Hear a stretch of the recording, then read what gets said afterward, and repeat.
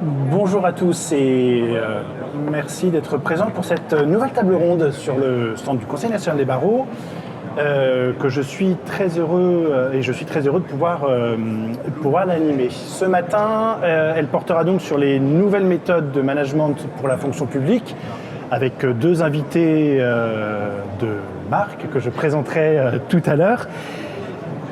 Devoir de réserve, obéissance hiérarchique, lien avec les élus, contractualisation de la fonction publique, enfin, davantage de contractualisation, dispositif de signalement et de traitement des alertes de harcèlement moral, discrimination, harcèlement sexuel depuis 2020, évaluation professionnelle qui fait place à la notation, conseil de discipline, organisme paritaire, intérêt du service, un rapport du Sénat en juin 2023 posait la question de l'attractivité de la fonction publique et notamment des secrétaires de mairie. Alors, les collectivités territoriales ne sont pas des employeurs comme les autres et doivent faire face aussi aux nouvelles attentes des agents ou des futurs agents.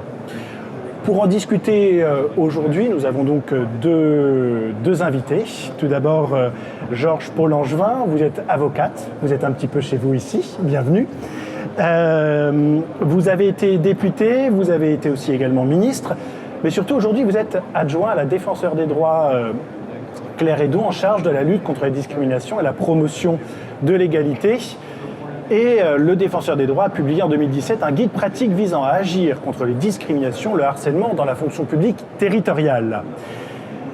Pour en discuter avec nous également Hélène Guillet, bienvenue également. Vous êtes présidente du syndicat national des directeurs généraux des collectivités territoriales et vous êtes aussi un peu dans le cœur du réacteur puisque vous êtes directrice générale du centre de gestion de la fonction publique territoriale de Loire-Atlantique qui est donc, pour ceux qui l'ignorent, en charge de toute une série de questions sur la carrière des agents et maintenant de plus en plus des contractuels. Pour rentrer directement dans le vif du sujet, une première question, c'est quel bilan faites-vous des méthodes de management dans la fonction publique et notamment dans la fonction publique territoriale? Pour commencer.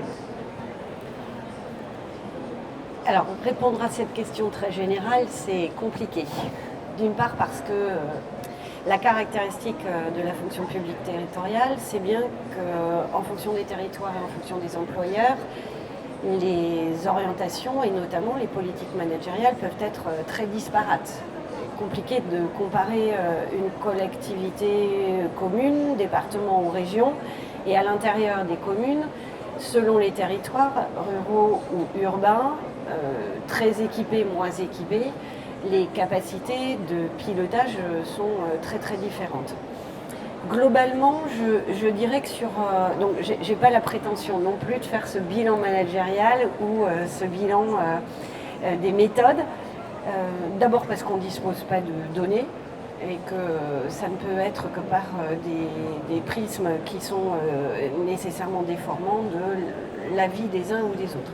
Ce que je peux vous dire sur ce registre-là, alors d'abord pour avoir été DG aussi en commune pendant des années et puis côté, vous l'avez rappelé, centre de gestion, donc le centre de gestion en deux mots, département de Loire-Atlantique, 310 employeurs, 30 000 agents, donc 15 000 en gestion directe pour le centre de gestion de Loire-Atlantique. C'est un observatoire intéressant.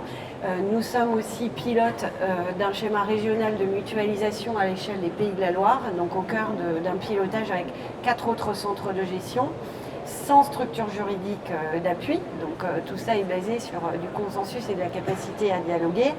Et une fédération nationale des centres de gestion qui donne des impulsions, notamment sur tous les volets que vous avez évoqués en termes de déontologie, de médiation, de discipline. Et puis côté SNDG-CT, nous avons 4000 adhérents, tous des DGS, des DGA, en fonction dans des territoires différents. Le seul bilan que je pose en manière de management, c'est que c'est devenu extrêmement compliqué. Avec premier point, la complexité liée à la fonction territoriale dans le triptyque élu, usager, habitant, qui pose nécessairement, et je pense qu'on y reviendra tout à l'heure, mais qui pose nécessairement un certain nombre de facilités, mais aussi de difficultés dans l'exercice au quotidien des différentes fonctions.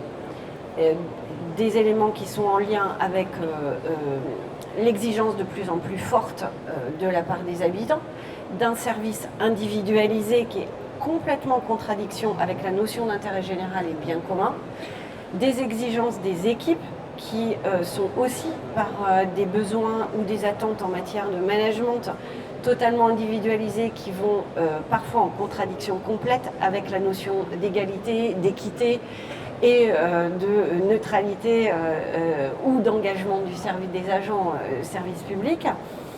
Et puis des exigences aussi ou des attentes ou des besoins de la part des élus. Et je ne verrai pas plus loin, enfin, l'actualité le démontre tous les jours, qui sont au croisement de risques de conflits très importants, de violences aussi régulières et de plus en plus fréquentes, de ce désengagement global autour de la responsabilité employeur, non pas qu'il se désengage, mais par méconnaissance, puisque les règles sont devenues très délicates, de plus en plus complexes. Donc le bilan, si tant est qu'il s'agisse pour moi davantage d'un point d'étape en 2023 que d'un bilan, le point d'étape, c'est que la question managériale est devenue centrale pour toutes les organisations publiques, quelle que soit leur taille. Il y a d'abord une responsabilité employeur qui est très complexe à mettre en œuvre parce que beaucoup d'élus sont en méconnaissance de ce que ça embarque d'être en responsabilité employeur, qu'il y a des règles derrière, qu'il y a des outillages et des partenaires qui peuvent aider à l'exercer. Deuxième point d'étape, c'est devenu compliqué pour les directions générales au regard de tout ce que je viens d'exprimer. Et troisième point d'étape, la vision politique et la vision stratégique et managériale sont des éléments fondateurs dans l'organisation et dans le pilotage des collectivités. Bonjour à tous. Moi, j'ai tendance à penser que les droits des individus et notamment des salariés sont mieux protégés dans le secteur public que dans le secteur privé. Déjà, on est peut-être plus facilement embauché, qu'il y a peut-être moins de discrimination qu'ailleurs. Ceci dit, il me semble qu'aujourd'hui, on est face à de nouvelles méthodes et à de nouveaux enjeux. Par exemple, avant, il y avait un statut de la fonction publique et la personne qui était embauchée, eh bien, elle bénéficiait du statut, elle avait une forme de stabilité dans la vie et dans les droits qui était finalement plutôt positive. Aujourd'hui, la différence, c'est qu'il y a une forme de précarité qui s'est aussi installée dans la fonction publique. Et par exemple, souvent, vous avez des gens qui sont en CDD, il faut renouveler le CDD, et lorsqu'il y a renouvellement du CDD, un certain nombre de fragilités qui existaient auparavant, mais qui n'apparaissaient pas, aujourd'hui sont à prendre en compte.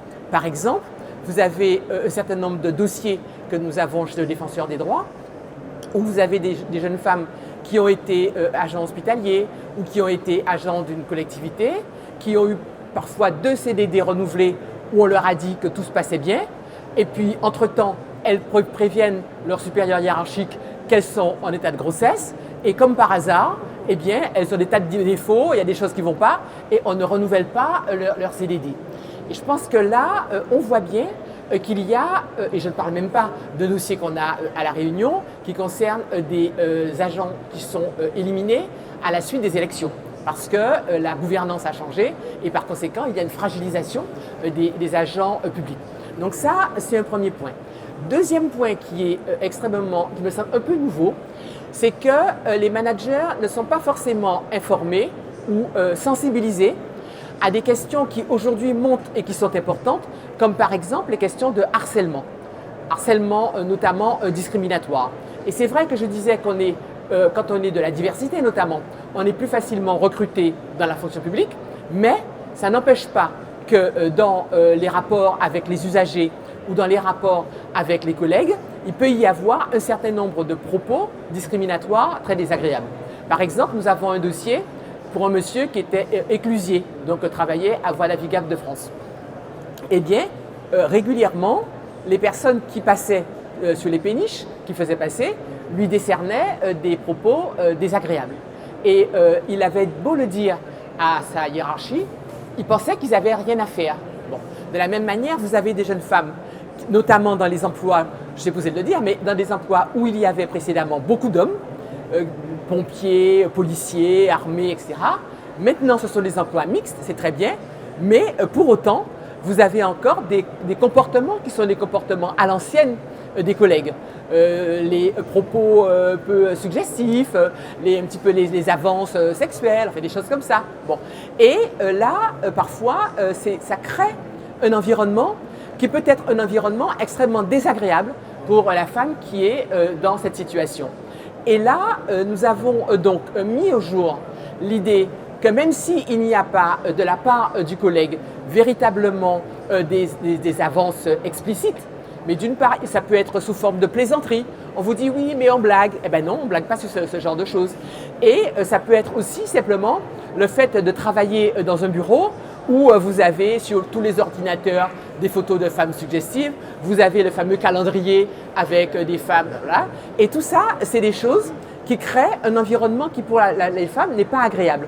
Et par conséquent, dans ce cas-là, nous avons qualifié cela dans ce qu'on peut appeler un harcèlement d'ambiance.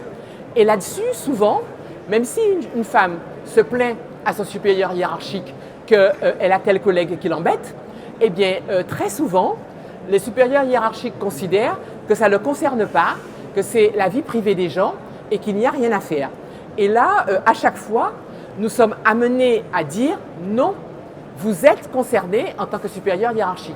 Vous avez l'obligation, en tant que supérieur hiérarchique, d'assurer la sécurité et finalement une vie paisible à votre salarié.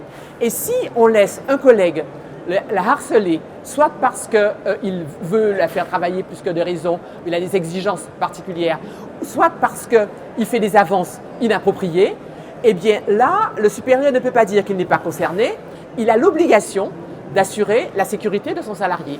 Et très souvent, lorsqu'on explique ça au supérieur, il tombe des nues.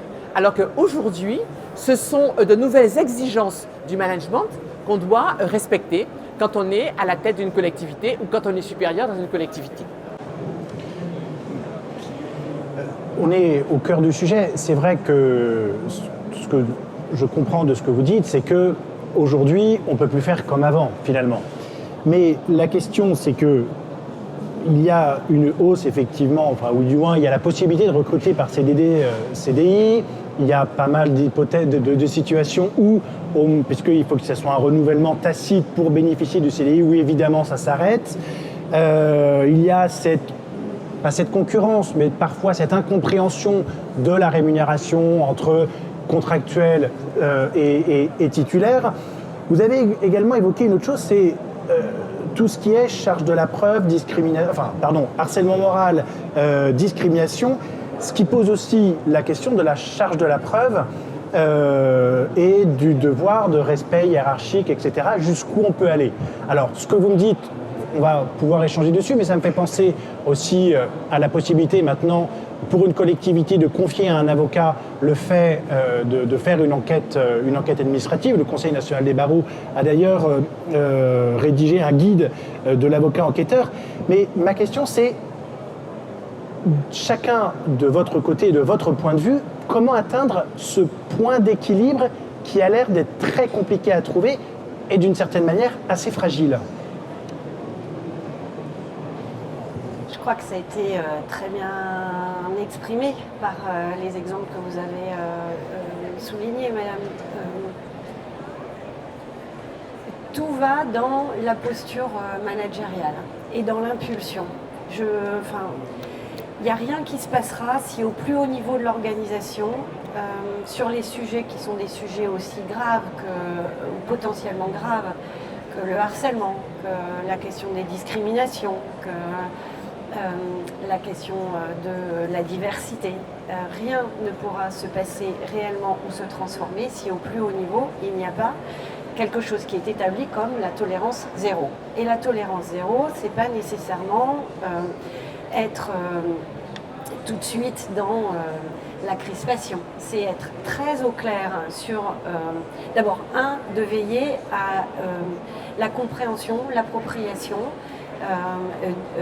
l'acculturation, parce qu'en effet, il y a des choses qui ne sont pas tolérables, qui ne sont pas comprises ni vues parce qu'on a toujours fait comme ça, mais c'est pas parce qu'on a toujours fait comme ça qu'on doit encore procéder de la même manière. Et pour éviter les discussions au comptoir de café et ou prendre la mesure de la gravité ou des conséquences d'un certain nombre de propos ou de paroles, quel que soit le domaine. Alors évidemment, ça vaut dans le champ de l'égalité, mais ça vaut dans des tas d'autres champs. Et ça vaut pour toute la ligne hiérarchique. Pour éviter ça, la première chose, c'est, et c'est la première responsabilité de mon point de vue de la direction générale avec le ou la chef de l'exécutif, c'est l'acculturation, la compréhension, l'appropriation. Une fois que ça est mis en place, la sensibilisation évidemment, une fois que ça est mis en place, c'est donc des programmes de formation, c'est des appuis qui peuvent arriver de l'extérieur, parce qu'il est parfois aussi très intéressant de faire dire des choses par des tiers, qui sont des tiers de confiance, qui peuvent être des avocats, qui peuvent être dans le cadre des centres de gestion en accompagnement, les centres de gestion, qui peuvent être aussi d'autres types de partenaires. Donc c'est d'abord ce socle-là, puis ensuite c'est l'ensemble des dispositifs qui sont des dispositifs où est la ligne jaune et où est la ligne rouge. Et là, pour le coup, ça renvoie aussi à la question du courage managérial, mais derrière le courage managérial, il y a le courage politique. Et le courage politique, c'est aussi, une fois que les choses ont été dites, que les bornes sont posées, qu'il y a des propositions, c'est aussi jusqu'où on va. Et est-ce qu'on admet qu'à un moment, en effet, quand la ligne jaune et la ligne rouge ont été posées, que cette ligne jaune et cette ligne rouge sont dépassées, et que l'administration, les services, la direction générale met en œuvre ce sur quoi on s'est mis d'accord, il vaut mieux pas être lâché au milieu du gué. Et parfois, il y a des lâchages au milieu du gué. Ça, c'est le premier écueil. Et le deuxième écueil, quand on n'est pas lâché au milieu du gué et quand tout le monde fait son job et quand on va au bout, c'est comment les choses se passent en matière de discipline, quand on en arrive à la discipline, et comment il y a aussi des décisions qui échappent complètement là aux employeurs, puisque le conseil de discipline, c'est un juge du tribunal administratif, comment les décisions vont au bout. J'ai un exemple très récent, alors vous allez me dire c'est une illustration, mais qui est une illustration qui traduit aussi des difficultés pour les employeurs. Une illustration très récente d'un agent pris la main dans le sac à plusieurs reprises, avec un comportement délétère. Tout le monde fait son job, il y a un certain nombre de sanctions disciplinaires qui sont prononcées. Le maire est courageux, il assume ses responsabilités, il va au bout, il y a une révocation qui est demandée. Et au bout d'un an, une fois que tous les processus sont aboutis, ça aboutit en énième version conseil de discipline, la demande est inappropriée. Donc l'agent a été écarté pendant un certain nombre de moments, pas de révocation, réintégration dans les services. On fait quoi de ça? On fait quoi de ça du point de vue managérial? Quand on a, et c'est pas juste un cas, bon voilà, ça en fait partie. On fait quoi de ça quand on est à la tête d'une organisation en tant qu'employeur, en tant qu'élu, en tant que direction générale? On fait quoi de ça à l'intérieur d'une équipe? Quand on a des collègues qui disent mais non, nous on ne veut plus voir cette personne-là. Quand on a d'autres équipes qui disent ah ben non, nous on n'en veut pas non plus. Quand on est dans une grande collectivité, on peut se dire qu'on a toujours des moyens d'essayer de trouver des subterfuges. Quand on est dans des équipes où on a 5 ou 10 agents, c'est quand même beaucoup plus compliqué. C'est un exemple parmi d'autres, mais ça fait partie des difficultés auxquelles nous nous heurtons aujourd'hui. Et cette question de transparence de la ligne jaune et de la ligne rouge, ainsi que vous l'avez rappelé, ce qui est tolérable et ce qui n'est pas tolérable, des blagues qu'on ne fait plus, quels que soient les sujets, ça c'est de la responsabilité du plus haut niveau de l'organisation. Oui, je crois que c'est un vrai sujet. Mais nous, ce qu'on a tendance à expliquer aux responsables, c'est qu'il y a une distinction à faire entre ce qui est pénal et ce qui est sanction administrative, disciplinaire. Parce que très souvent, par prudence justement, pour ne pas risquer d'accuser quelqu'un à tort, vous avez un certain nombre de responsables qui disent on va attendre que la justice se soit prononcée. Ce qui fait que la justice souvent se prononce des années après, Alors que dans l'entreprise ou dans la collectivité, on ne peut pas laisser une situation pourrir avec deux personnes qui ont eu des affrontements. Et par exemple, si vous accusez un collègue de harcèlement, eh bien, on ne peut pas vous laisser dans la même entreprise, dans le même service, durant des années avec ce collègue dont vous pouvez peut-être craindre qu'il vous pointe dans un coin à un moment donné. Par conséquent, nous, on essaye d'expliquer aux collectivités qu'elles peuvent tout à fait dissocier le disciplinaire et donc prendre des mesures tout de suite, rapidement, avec les éléments qu'elles ont, même si ultérieurement, sur le plan pénal, il n'y a pas de sanctions. Parce que c'est vrai qu'il y a un certain nombre de sujets sur lesquels la justice est assez exigeante et par conséquent ne rentre pas facilement en voie de condamnation. Il en est aussi pour la discrimination. En matière, autant si vous avez volé un camembert ou si vous avez donné une gifle à quelqu'un dans la rue, la justice va réagir vite. Autant si c'est un appartement qui n'a pas été loué, autant si c'est une question de discrimination, ou si vous avez dit des choses désagréables à un autre collègue. Eh bien là-dessus, la justice finalement va peut-être penser que ça ne vaut pas le coup. C'est des petites choses, on va laisser tomber. Et même parfois, le supérieur hiérarchique va dire « Bon, c'est pas grave, il a été lourd ou désagréable, mais c'est pas grave, on ne va pas se séparer d'un bon agent pour ça. » Alors qu'il nous semble qu'il y a des sujets qui sont des sujets de principe. Et par conséquent, il faut que l'entreprise, comme vous l'avez dit, ou que la collectivité se dise que ça fait partie de son job que d'assurer une sérénité à l'intérieur de la collectivité. Et c'est ainsi que nous pensons qu'il faut des plans, il faut une sensibilisation de tout le monde, il faut une formation, y compris des supérieurs hiérarchiques, parce que si vous n'avez pas expliqué à un supérieur hiérarchique qu'il n'a pas à faire des blagues du style « Ah oui, c'était ton anniversaire de mariage hier, t'as pris cher, etc. » Il ne se pense pas mal peut-être, mais ça ne se fait plus, ça ne se dit plus. Voilà.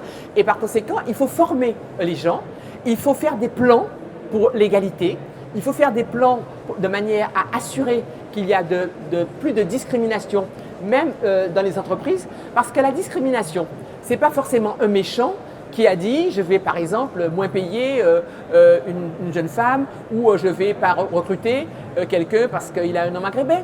Ce sont souvent des stéréotypes. Donc en fait, vous réagissez comme ça sans même y réfléchir. Vous réagissez comme ça parce que ça vous semble normal. Alors qu'il faut, dans l'entreprise comme dans la collectivité, il faut réinterroger un certain nombre de procédures, un certain nombre de présupposés et se demander est-ce qu'aujourd'hui, c'est encore correct de fonctionner comme ça. De la même manière, vous savez, sur la question des égalités salariales, c'est une question que les gens ne se posaient pas.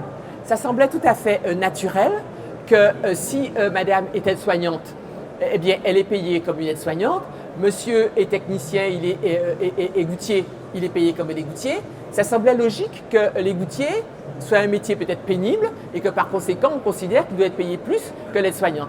Alors que quand vous remettez les choses, que vous regardez ça à plat tranquillement, vous vous rendez compte qu'il y a un certain nombre d'emplois qui sont des emplois traditionnellement masculins, où il faut de la force physique, et ces emplois-là, ou de la technicité, sont souvent considérés comme plus qualifiés, donc payés plus cher, que des emplois où on a l'impression que ce sont des compétences féminines, comme la douceur, la gentillesse, le fait de pouvoir être attentif aux autres.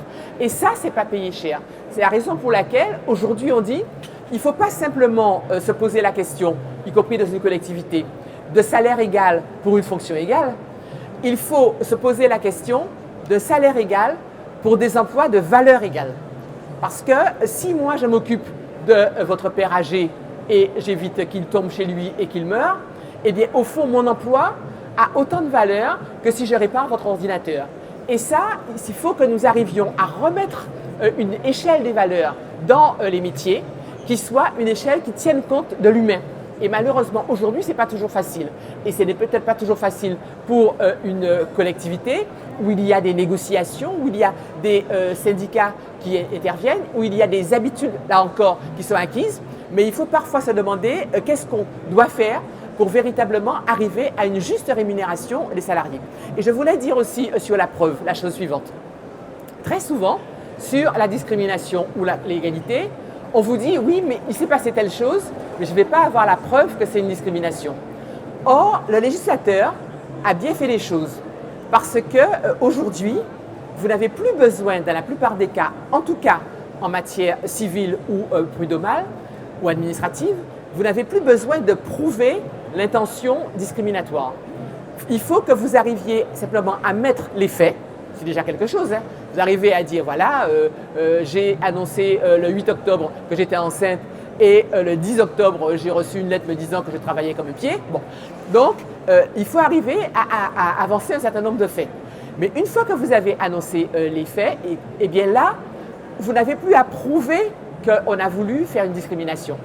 À ce moment-là, c'est l'employeur ou le supérieur, donc la collectivité, à prouver que son attitude ou la sanction ou le non-renouvellement du contrat s'explique par une chose qui est tout à fait extérieure à le critère de discrimination. Par exemple, on a appris que vous étiez homosexuel, on a appris que vous étiez enceinte. Donc je crois que ça, c'est très important parce que si on n'avait pas cette inversion de la charge de la preuve, ce serait quelque chose d'assez parfois difficile de prouver qu'il y a eu discrimination parce qu'on n'est plus à une époque. Moi, quand j'étais jeune, eh bien, il y avait au Conseil de prud'homme, il y avait quelqu'un qui était un Guyanais qui était allé, on l'avait envoyé en tant qu'intérim dans une boîte qui s'appelait Tréfimétaux. Il est allé à Tréfimétaux et Tréfimétaux a écrit sur son papier « pas de couleur à Tréfimétaux ». Bon. Maintenant, évidemment, au Conseil de prud'homme, on les a fait condamner pour refus d'embauche discriminatoire. Mais aujourd'hui, les gens ne font plus ça. Les gens quand même font attention. Et par conséquent, la question de la preuve est quelque chose qui est extrêmement utile. Et je voudrais citer le fait qu'aujourd'hui, nous travaillons souvent main dans la main avec les avocats. Parce que nous avons quand même l'habitude des sujets de discrimination et des raisonnements et de la jurisprudence, si je puis dire, défenseur des droits. Et par conséquent, très souvent, ce que nous pouvons faire, c'est même si la personne a pris un avocat pour assurer sa défense et qui a saisi par exemple le Conseil de prud'homme, eh bien, nous pouvons intervenir en tiers. On dit qu'on est amicus curiae, c'est-à-dire qu'on intervient non pas pour nos intérêts propres, mais pour pouvoir servir à la manifestation de la vérité. Un peu comme fait le commissaire du gouvernement devant le tribunal administratif. Et par conséquent, nous intervenons, on dépose des observations qui viennent à l'appui de ce que nous considérons comme une discrimination ou comme un dysfonctionnement des services publics. Et la plus souvent, c'est quelque chose qui est utile parce que, notamment les conseils de prud'homme ne sont pas forcément habitués à travailler sur la discrimination et le fait qu'on leur explique en quoi tel ou tel comportement est discriminatoire, eh bien ça peut être utile. Récemment, on a saisi, par exemple, il y a eu des associations qui se sont adressées au Conseil d'État pour la question des contrôles d'identité discriminatoires. Eh bien, le défenseur des droits est intervenu aux côtés des plaignants pour pouvoir faire juger qu'il y avait une utilisation du contrôle d'identité qui, souvent dans notre pays, n'était pas tout à fait normale. Et puisque, comme disait Coluche, il y en a qui étaient contrôlés 20 fois plus que les autres et qui étaient finalement, à ce point de vue-là, étaient un peu privilégiés. Et que par conséquent, il fallait qu'on fasse attention à ça. Et je pense que là encore, la discrimination, elle ne vient pas que tel flic soit un méchant. Elle vient qu'il pense, in petto, d'une manière même implicite, que s'il va contrôler un jeune qui, à son avis, a l'air patibulaire parce qu'il est habillé avec une capuche, eh bien, il va trouver plus de choses que s'il va contrôler une mamie comme moi. Donc je pense qu'il faut impérativement que nous arrivions à nous dire qu'il faut démonter un certain nombre de comportements pour réaliser qu'ils sont discriminatoires. Et on le fait bien justement souvent en étant la main dans la main entre le défenseur des droits qui, je le rappelle, peut être saisi gratuitement par tout un chacun et qui fait ses propres enquêtes, et les avocats à qui on peut parfois apporter des éléments que nous avons pu déceler par les enquêtes que nous avons fait faire. Justement, et très souvent, parfois nos clients sont assistés par des avocats de vos voix. Alors une dernière question, puisque le temps file. Moi, de ce que je retiens, c'est qu'en fait, de vos interventions, c'est oser, les agents oser dénoncer, oser, et de la part des élus, donc des managers, c'est former. Une dernière question malheureusement pour chacune de vous deux. Pour vous, Georges Paul Langevin, c'est en réalité quand un agent vient à vous saisir, comment est-ce que vous fonctionnez? Est-ce que vous pouvez expliquer en quelques mots votre fonctionnement, comment est-ce que lui doit présenter sa saisine, etc., pour pouvoir avoir les chances d'exprimer sa situation de la manière la plus claire possible. Et voilà. Et vous, Hélène Guillet, puisque vous êtes au sein d'un centre de gestion, il y a eu plusieurs dispositifs qui ont été mis en place, la médiation, les référents alertes, les référents déontologues, les dispositifs de signalement, j'en ai parlé en introduction, et les enquêtes administratives. Et je voudrais avoir un petit peu aussi votre retour sur la mise en œuvre de ces différents fonctionnements et comment est-ce qu'ils sont acceptés par les élus, etc. Est-ce que c'est efficace? Alors pour nous saisir, c'est extrêmement simple. Évidemment, on peut même le courrier est gratuit, ça ne coûte rien. Mais aujourd'hui, ce qu'on a mis en place et qui est une manière assez simple, c'est, si vous allez sur le site, vous trouvez des formulaires que vous pouvez remplir, mais il y a aussi une plateforme qu'on appelle antidiscrimination.fr et par conséquent, soit en téléphonant, si vous téléphonez par exemple pour raconter telle ou telle mésaventure, eh bien, vous avez au bout du fil des juristes qui peuvent poser les questions, vous aider à expliquer clairement ce qui s'est passé. Et à ce moment-là, le juriste peut même ensuite, après l'entretien, qui peut durer une demi-heure parce qu'il prend le temps de comprendre bien ce qui vous est arrivé, et le juriste après fait un récapitulatif de ce qu'il a compris, de ce qui est arrivé, et ça peut vous permettre de saisir le défenseur des droits.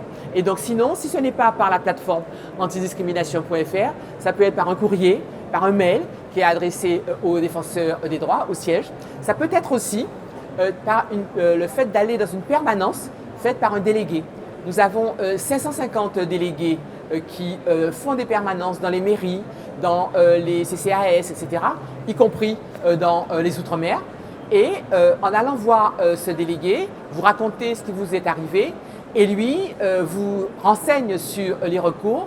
Il peut vous aider à analyser ce qui s'est passé.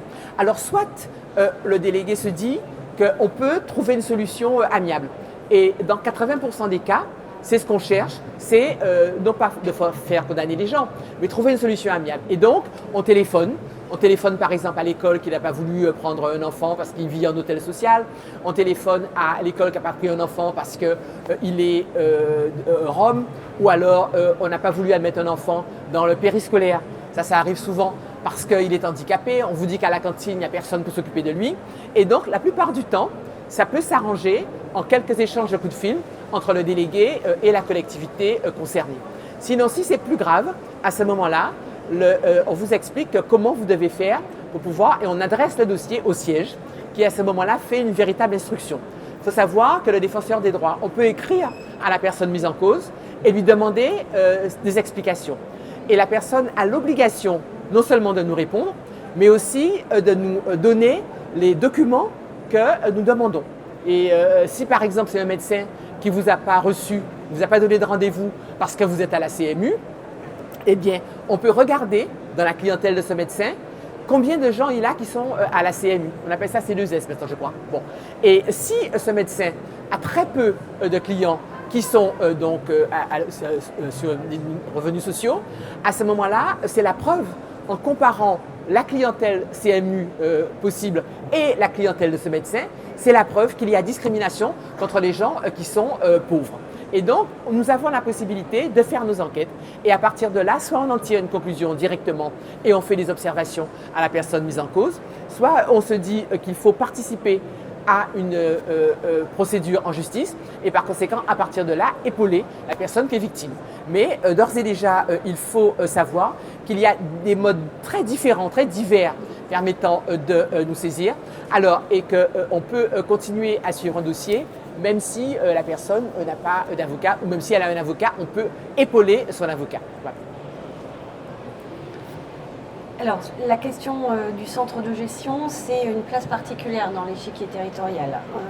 Donc, simplement pour replacer le champ de compétences, des compétences qui sont centrées sur les ressources humaines dans leur acception la plus large, avec un modèle économique qui est spécifique, des compétences obligatoires qui sont les gestions de carrière, qui sont un certain nombre d'éléments que vous avez rappelés tout à l'heure, et puis des compétences facultatives en matière d'offres de services qui viennent faire des analyses organisationnelles, des appuis managériaux, d'où de l'appui sur des outils qui ont été évoqués ce matin à plusieurs reprises, de sensibilisation, de plan égalité, etc.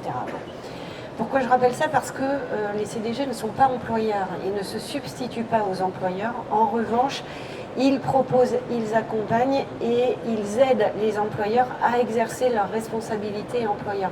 Et finalement, c'est de ça dont il est question depuis ce matin.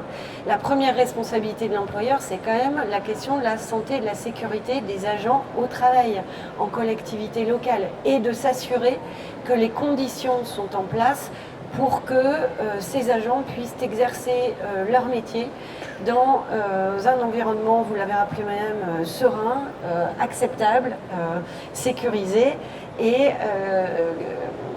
avec des modalités qui sont proposées aussi par l'ensemble de la ligne hiérarchique.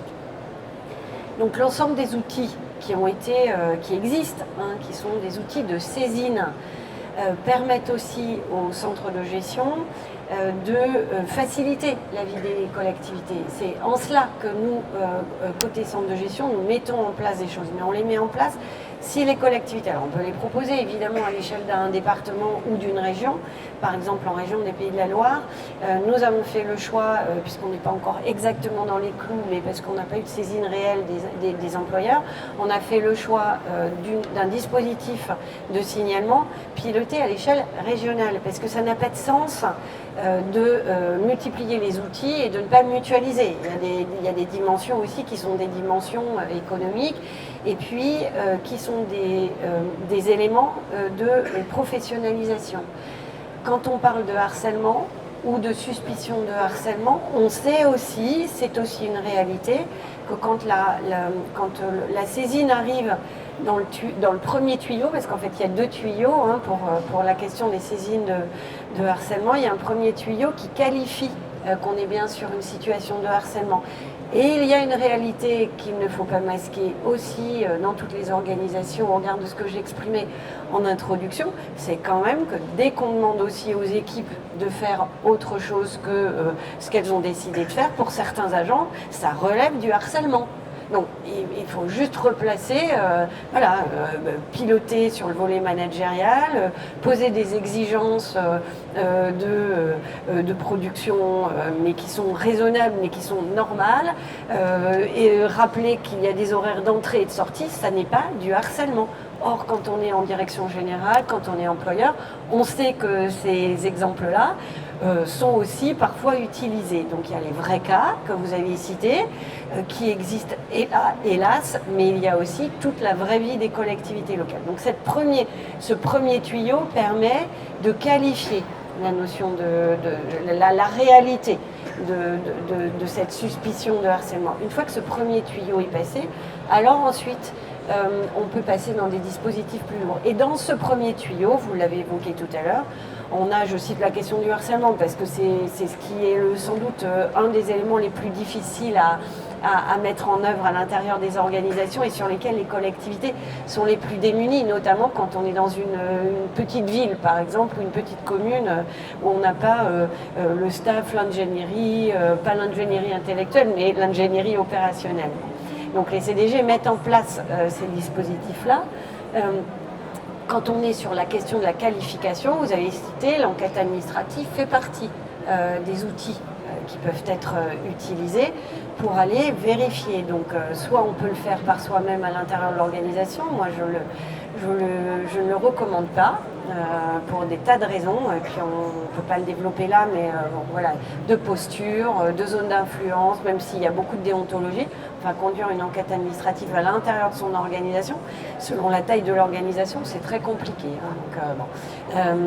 Donc on peut s'appuyer sur des outillages. Les tiers font partie, dont les avocats font partie aussi des appuis, des contrôles, et y compris au centre de gestion de Loire-Atlantique, je le dis vraiment notamment parce qu'on est très au clair avec le président autour de ça, quand on a des saisines, et y compris à l'intérieur de notre organisation, moi je fais sur certains sujets tout revérifier. Je fais tout revérifier par un conseil extérieur, voilà, qui est un cabinet conseil en Loire-Atlantique qui est connu et reconnu. Pas de surtout, on a aussi la fédération qui nous aide. Néanmoins, un conseil avisé extérieur de gens dont c'est le métier avec cette expertise, ça permet de sécuriser, de remettre de l'objectivation, de rationaliser, de s'ouvrir à un certain nombre d'éléments dont on n'a pas forcément tout à l'esprit quand on est directement ou indirectement aussi, mais directement concerné par une saisine parce qu'on n'a pas évoqué cette question-là, mais la question de la charge émotionnelle, elle peut être puissante. Des zones d'influence, elle peut être puissante. Donc notre responsabilité, elle est de dire, ok, comment on se sort de ce truc-là, comment on va chercher des appuis tiers, comment on conseille raisonnablement les employeurs, et parfois nous on peut faire, parfois nous on peut faire et parfois on ne peut pas faire. Bon.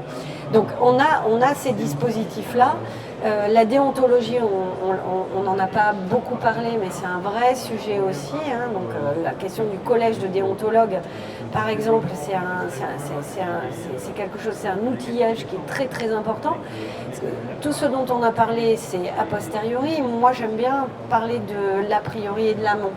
Plus on travaillera l'amont, plus on travaillera la sensibilisation, plus on travaillera la compréhension, plus on travaillera où sont les intérêts convergents, plus on travaillera l'acculturation, et moins on aura besoin d'aller dans des dispositifs qui sont lourds.